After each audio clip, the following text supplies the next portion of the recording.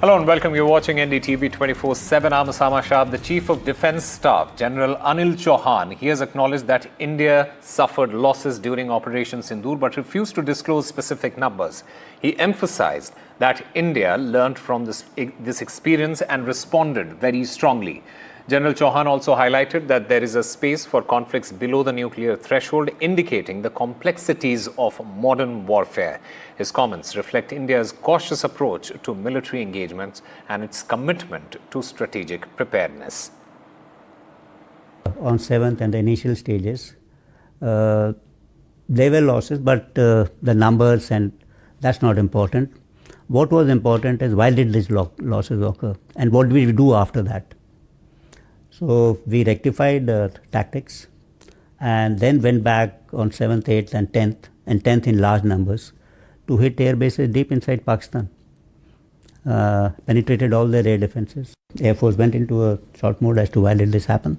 They rectified their tactics and flew in again and flew all types of aircraft with all type of ordnances on 10th. Most of the strikes were delivered with pinpoint accuracy, some even to a meter, to whatever was our selected mean point of impact. So we were quite certain that none of them will go astray and they'll land at the places where we desired them. There's a lot of space before that nuclear threshold is crossed. A lot of signaling before that. I think nothing like that happened. The most rational people are people in uniform when conflict takes place. That's because they understand that conflict can swing either way. In every step which happened during this Operation Sindoor, I found both sides displaying a lot of rationality in their thoughts as well as actions. Why should we assume that in the nuclear domain there will be irrationality on someone else's part? I think that they will be subjected to very, very rational kind of an behavior. Almost 80% of the equipment which Pakistan has procured in the past few years actually has been procured from China. Government of India has made it quite clear. They have laid down the limits of the tolerance against terror activities. What I can say is on 7th and the initial stages, there were losses, but the numbers, and that's not important. What was important is why did these losses occur and what did we do after that. So we rectified tactics and then went back on 7th, 8th and 10th in large numbers to hit air bases deep inside Pakistan. Penetrated all their air defenses with impunity, carried out precision strikes. So Air Force went into a short mode as to why did this happen. They rectified their tactics and flew in again and flew all types of aircraft with all type of ordnances on 10th. Now that satellite images for all the strikes are available, not only through Indian media but from global sources, and you would have seen that most of the strikes were delivered with pinpoint accuracy, some even to a meter, to whatever was our selected mean point of impact. So we were quite certain that none of them will go astray and they'll land at the places where we desired them. There's a lot of space before that nuclear threshold is crossed. A lot of signaling before that. I think nothing like that happened. Over a period of time, as I said in a couple of other meetings, that there's a lot of space for conventional operations which has been created, and this will be the new norm. It's my personal view again that the most rational people are people in uniform when conflict takes place. That's because they understand that conflict can swing either way. They understand the consequences of this kind of a conflict, and in every step which happened during this Operation Sindoor, I found both sides displaying a lot of rationality in their thoughts as well as actions. So why should we assume that in the nuclear domain there will be irrationality on someone else's part? I think that they'll be subjected to very, very rational kind of an behavior. So while this was unfolding from 22nd onwards, we didn't find any unusual activity in the operational or tactical depth of our northern borders, and things were generally all right. And as regard assistance provided to Pakistan during this particular conflict, you all aware that almost 80% of the equipment which Pakistan has procured in the past few years actually has been procured from China. So I'm sure some kind of support from the OEM, etc., to refine problems, rectification, maintenance, these kind of support certainly would have been provided. I think Government of India has made it quite clear. They have laid down the limits of the tolerance against terror activities emanating from Pakistan. And it's quite clear that India is going to respond precisely and decisively should there be any further terror attacks emanating from Pakistan. So that's, I think, has its own dynamics as far as the armed forces are concerned. It will require us to be prepared 24/7. Meanwhile, sparks are flying after the Chief of Defence Staff, General Anil Chauhan's interview in Singapore, which has sent shockwaves through the nation. The opposition, led by Congress President Mallikarjun Kharge, is up in arms, accusing the Modi government of misleading the country and demanding an urgent special session of Parliament in order to address the critical questions about the operation and its aftermath. देखिए, CDS ने कह दिया तो इसके बाद कुछ इस पे कोई और टिप्पणी अच्छी नहीं लगती, लेकिन अब मुझे लगता है कि सवाल पूछने वालों को देशद्रोही तो नहीं कहा जाएगा. Well, what the Chief of Defence Staff has said and implied is clearly something that opposition parties are saying should be actually discussed on the floor of the House, a special session of Parliament, something that opposition parties have been reiterating and demanding on a continuous basis, and on that ground that they would like a full-fledged discussion on this entire episode. It's one thing to hear from the CDS about whether a plane has been down or not. The other issue is, of course, what has happened. What is the reason for why we had the so-called breakthrough in terms of cessation of hostilities? Was it just by the DGMOs of the two countries? Or did, as Donald Trump, as the Congress is alleging, 11 times saying that, he used trade and he was the one who brokered the ceasefire? All those points need to be discussed. And exactly like the Kargil war, a full review should be done about what is the state of preparedness, what was the kind of things that we have learned, the lessons that we have to take forward so as to be able to be prepared in future. Both the armed forces, all the wings, as well as the CDS, will be able to understand and give a fitting reply to our neighbors, be it Pakistan or anybody else who attempts to continue to have terrorism and use cross-border terrorism to attack us. The second phase of civilian mock drills were conducted in states bordering Pakistan. These mock drills were conducted to assess the readiness of civilians in emergency situations and understand the preparedness levels, particularly in vulnerable regions. Air raid sirens, communication checks, they were conducted, and blackout measures were enforced in adjoining civilian areas. We are reporting from IT Park Chandigarh, and we are showing all these pictures from ground. We have seen mock drill which is being carried out by Chandigarh administration. They have already conducted mock drill earlier with all the emergency services, how they are going to react immediately if there is any emergency. For this mock drill, this is the second part which we are showing at this point of time. We have seen in Chandigarh, there is total blackout in two areas. One is IT Park and Kishangarh, that is the nearby area of this. And what we have learned from the Deputy Commissioner of Chandigarh, he says we have seen there is a vital installations and specifically that defense area, and that is one of the reasons why they have picked up this area. So as of now, we have seen the police official, they have been guiding all these residents to follow all the guidelines which has been issued by the Chandigarh administration. So I'll request my VJ to show all these pictures from ground, how this mock drill is being carried out at this point of time. We have seen all the lights have already been shut down. Even vehicle movement is going on, but they are not allowing to use headlights at this point of time. And this mock drill will be conducted from 8 to 8:20. So some of the residents which are with us, we will talk to them to just understand. So mock drill which is going on, आपको पता है mock drill कैसे चल रही है, क्या instructions हैं? नहीं सर, हमारे को पता नहीं था, अगर पता होता तो हम नहीं आते। तो अभी जैसे आपको कहा जा रहा है कि लाइट्स बंद करो, कई जगह बॉर्डर एरिया में स्पेसिफिकली हमने देखा कि पहले जैसे वॉर लाइक सिचुएशन हुई थी, उसके बाद लगातार गवर्नमेंट कई प्रिकॉशंस ले रही है, रेजिडेंट्स को बता रही है, तो क्या लग रहा है ये मॉक ड्रिल लोगों को अवेयर भी करने वाली है? बिल्कुल सर, अवेयर करने वाली है लोगों को, और कुछ गाड़ियां जाने दे रहे हैं, कुछ को रोक रहे हैं, मतलब कि प्रॉपर सक्सेसफुल मॉक ड्रिल नहीं है ये। उधर से भी सारे देखो व्हीकल्स आ रहे हैं, सबकी लाइटें ऑन है, तो ये मॉक ड्रिल इसको नहीं बोल सकते सर। पर आपको लगता है कि ऐसे करनी चाहिए ताकि लोगों को पता हो कैसे फॉलो करना चाहिए? नहीं, we are all literate people, तो हमारे को ये चीज़ें सोचनी चाहिए। गवर्नमेंट ने कोई इंस्ट्रक्शन दिए हैं तो उनको फॉलो करना चाहिए।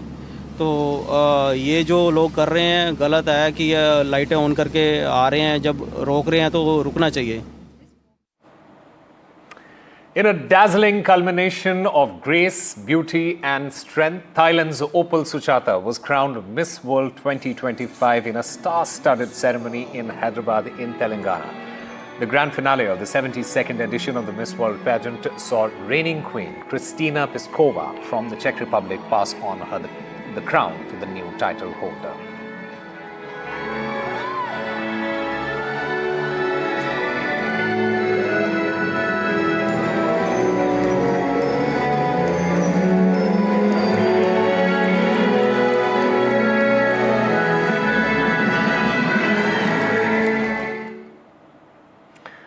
And my colleague Uma Sudhir joins us on the phone line to get us more details on this star-studded, glittering ceremony that took place in Telangana.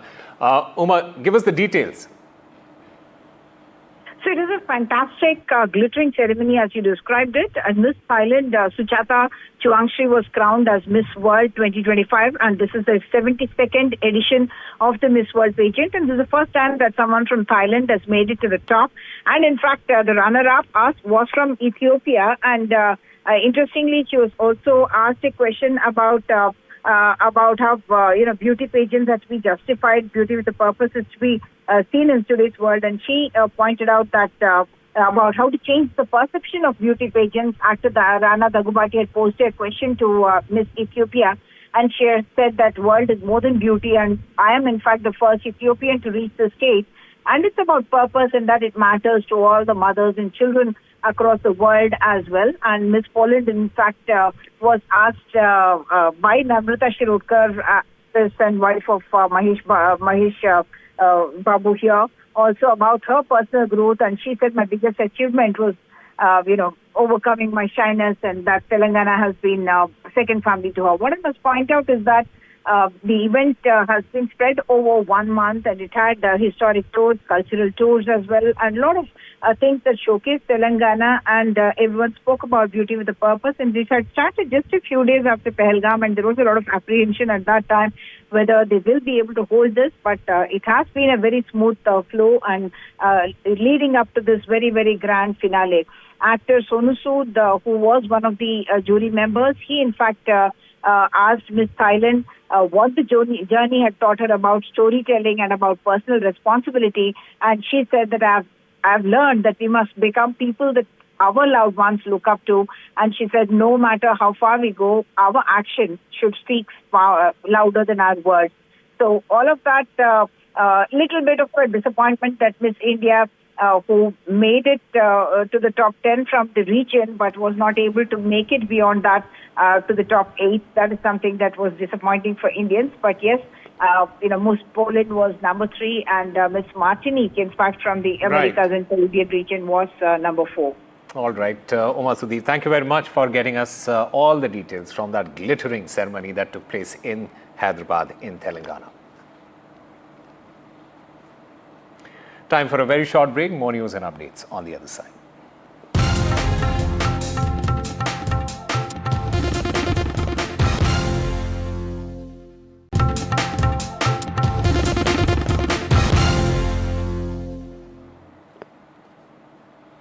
Welcome back. The West Bengal police has arrested Instagram influencer Shomishta Panoli over communal remarks. Panoli was arrested from Gurugram. The influencer was held over comments related to Operation Sindoor.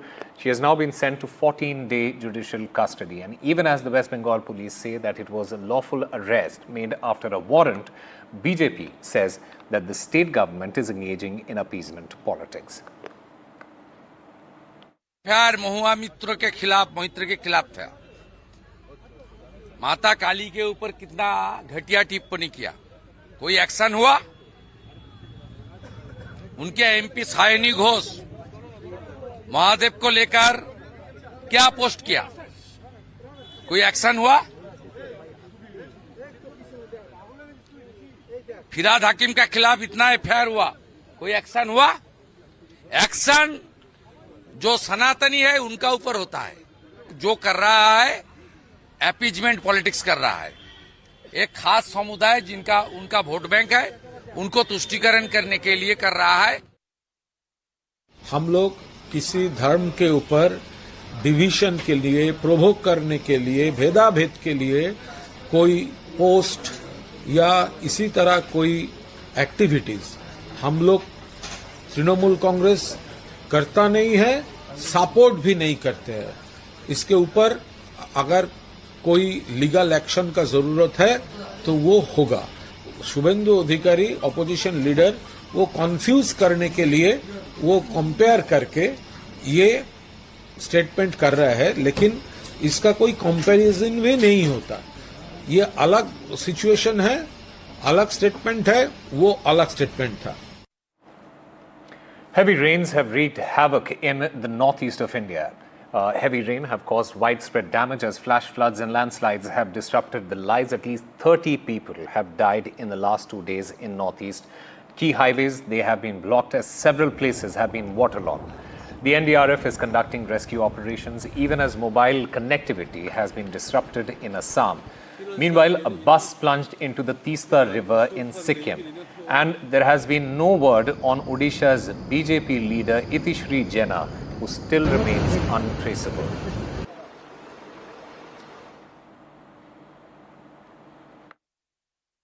Mister Barua, पिछले 24 घंटों से आप गुवाहाटी के सड़कों में हैं आपके team के साथ।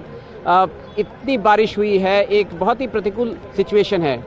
किस तरह से सरकार इससे निपट रही है और आगे के तैयारी क्या है?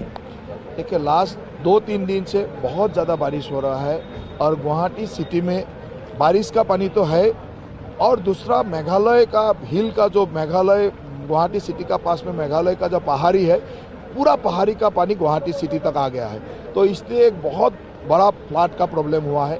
नेचुरली यहाँ बारिश है और मेघालय से जो पानी है, पूरा पहाड़ी का पानी जब यहाँ आ जाता है, पूरा एरिया फ्लडेड हो जाता है। तो हम लोग कोशिश कर रहा हूँ कि ये पानी गुवाहाटी सिटी का अंदर ना जाए, इसलिए हम लोग यहाँ बांध दे के रखा हूँ, स्विच गेट वगैरह बंद करके इस पानी को हम लोग पामोही होके, दीपरविल होके ब्रह्मपुत्र तक लाए जाने के लिए हम कोशिश कर रहा हूँ। यहाँ ड्रेन का काम चल रहा है, बहुत नया ड्रेन हम लोग काम शुरू किया है, फटाफट काम कर रहा हूँ। और एक रास्ता से हम लोग खानापारा होके सिलसाको होके पानी निकलने का कोशिश कर रहा हूँ। हम लोग कोशिश कर रहा हूँ जो मेघालय का पानी गुवाहाटी का अंदर ना आए। इस कोशिश में कुछ तो सफल हुआ हूँ। फिर भी गुवाहाटी सिटी एरिया में भी ऐसा बहुत जगह है जो ऐसा एक काप जैसा है, वहाँ बहुत ज़्यादा पानी जमा हो जाता है, तो उसको पाम करके हम लोग निकाल रहा है। फिर भी जब बाहर पानी रहता है तब पाम करना भी मुश्किल हो जाता है। बहुत सारे जगह में ऑब्स्ट्रकल था, ये ऑब्स्ट्रकल भी हम तोड़ दिया हूँ। काम तो चल रहा है, पूरा डिपार्टमेंट दिन रात एक करके काम कर रहा है। लोगों का सहायता भी चाहिए, क्योंकि गुवाहाटी का जो नेचुरल ड्रेनेज था, नेचुरल नदी था, नेचुरल जान था, जूरी था, ये सब धीरे धीरे ब्लॉक हो गया। बहुत सारे लोगों ने ये एनक्रोचमेंट कर दिया, ब्लॉक कर दिया, वहाँ बड़ा बड़ा बिल्डिंग बना लिया। ये सब तो प्रॉब्लम है, उसको भी हम लोग देखना पड़ेगा। बहुत सारा जगह ऐसा है जो बड़ा नदी था, उसको छोटा ड्रेन बन गया, अभी उसको थोड़ा बड़ा बनाना है। जैसे जूरीपार एरिया में ऐसा हो गया है, बहुत बड़ा नदी था, उसको बनाते बनाते छोटा ड्रेन हो गया, उसका रोड हो गया। अभी रोड को खांड के कैसे हम लोग रोड का ड्रेन बना सके, बड़ा ड्रेन बना सके, इसको सोचना पड़ेगा। सिल्टेशन का प्रॉब्लम है, बहुत ज़्यादा सिल्ट मेघालय का पहाड़ी से आता है, गुवाहाटी का पहाड़ी से नीचे आ जाता है, तो सिल्ट का सफाई करने का काम होता है। वो भी काम हम लोग बहुत दिनों से तदारक कर रहा था। वो काम अच्छा से होने से बहुत जगह से पानी जल्दी निकल जाता है। और इस बार हम लोग डिसिल्टेशन का काम इतना प्लान वेट में क्या था जिसके लिए आप देखा जाए तो लैम रोड में अभी पानी नहीं है, जीएस रोड में पानी नहीं है, सिलपुखरी एरिया में पानी नहीं है, जू रोड में पानी कम है। तो कभी कभी ये जो डिसिल्टेशन का उसका अच्छा फल भी हमको मिला है। Hyper-realistic baby dolls known as reborns are stirring emotions and debate in Brazil. Viral videos featuring influencers simulating births and outings with the dolls have led to legislative action, from honoring reborn artists to proposals banning medical care for the dolls. While critics dismiss the trend as attention-seeking, collectors have said that the dolls provide real emotional support. Now, amid the rising controversies, some shops are boosting security even as sales continue to surge. Vindo muita gente nova, né? Muita gente curiosa para entender o que é esse universo reborn, que já existe há mais de 20 anos, mas agora que veio à tona tudo isso, né? Com muita crítica, muita polêmica dos adultos que cuidam de bebês, que está sendo explorado de forma muito rasa, né? Porque todos aqueles vídeos que viralizaram, muitas daquelas pessoas vendem bonecas, então elas fazem os vídeos para chamar atenção, para trazer cliente. Nossos clientes aqui da maternidade, a maioria são crianças. Now on to the news from the world of fashion. French fashion brand Dior has announced the exit of its first female creative director, Maria Grazia Chiuri, who was known for her feminist approach to fashion and beauty, has now left the historic house of Dior. NDTV's Mayank Chaudhary gets us this report.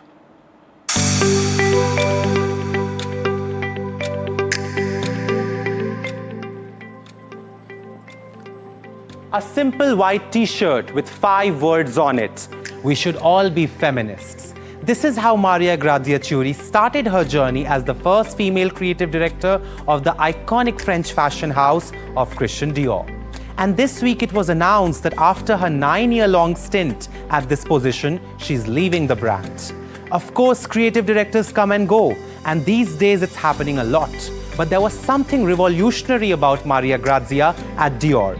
Known for her toned-down and clean and often minimal design aesthetic, Maria Grazia's time at Dior received a mix of positive and negative reaction. More negative, if I should say so. Not everybody was on board with her idea of washing away the opulent and decorative past of Dior. Yet it spoke to many women around the world. And the not-so-hidden message was the idea of freeing the female body from the male gaze. A feminist perspective to clothes and accessories, and what it means to be beautiful. Maria in her work was inclusive of different cultures and communities, and diverse with her use of craft and surface ornamentations. In 2023, Dior showcased its pre-fall collection in India, making a historical event in fashion.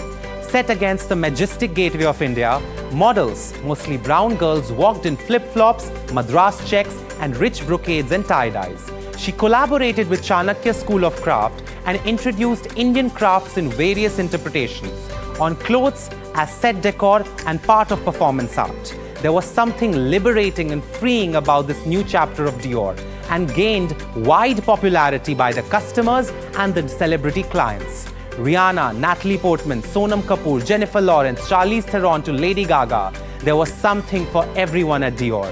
You could be dreamy, feminine, masculine, artistic, poetic to athletic and seductive.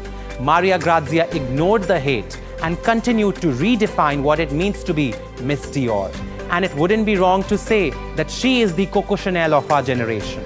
Her leaving Dior marks the end of an era, but leaves an impactful chapter of fashion history, or I should say, fashion herstory.